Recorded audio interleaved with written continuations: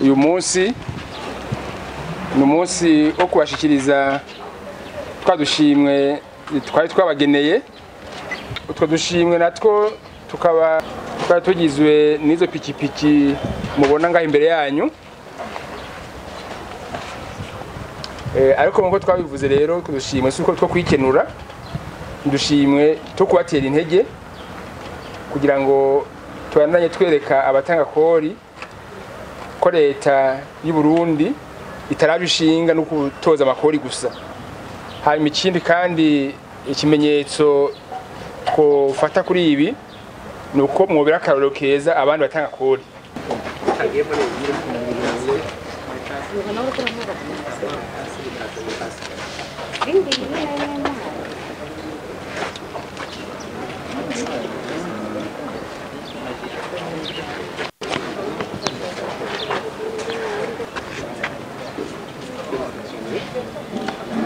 Ubwa mbere mbanje gushimira nyene icubahiro mukuru w'igihugu yadushishikarije gukora mu makoperative. Ica kabiri nshimiye ikigo OBR coco citwararitse kudukurikirana kandi kiradushira ku murongo mwiza. Ico novuga ukugira no turonka kagashimwe subuhinga twafashijwe n'abakozi ba OBR mu nyigisho twagiye turumviriza nyinshi no mu kubaza. Ico nosaba ronka abadandaza bagenzanje baba nini canke batoyi boza barabaza ibigo vya OBR aho biri bagomba gukora bagasaba impanuro. Iyo usabye impanuro usanga ibintu bigende neza.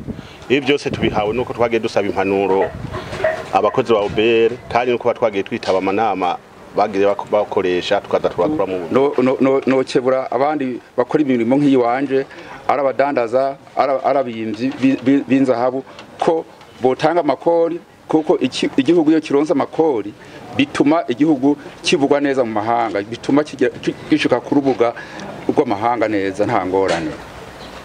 Tudushimwe twahawe abatanga kori, umugwi umwe batanga kori, umugwi ugizwe n'abatanga kori bato bato,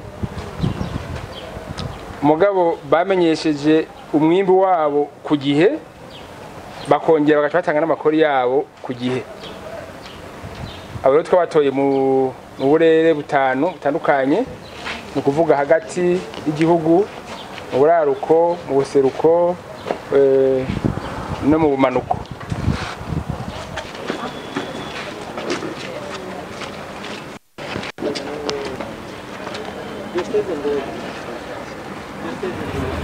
Yego banezerewe ko tuhawe ubushimwe twemerewe tariki zitanu z'ukwa 12. Hanyuma rero ni ikimenyetso cyo duteye intege.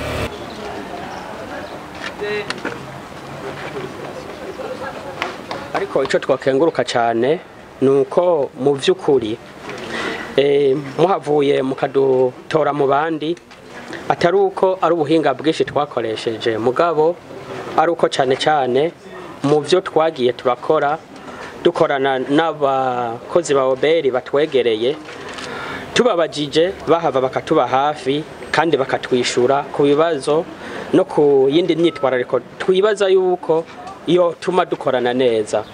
Nuko mwobera akarorero keza abandi batanga kori kugira ngo babone yuko gutanga ikori ari iteka ku mutanga kori wese wo mu Burundi, ari iteka ko ritanze, ari iteka ku gihugu.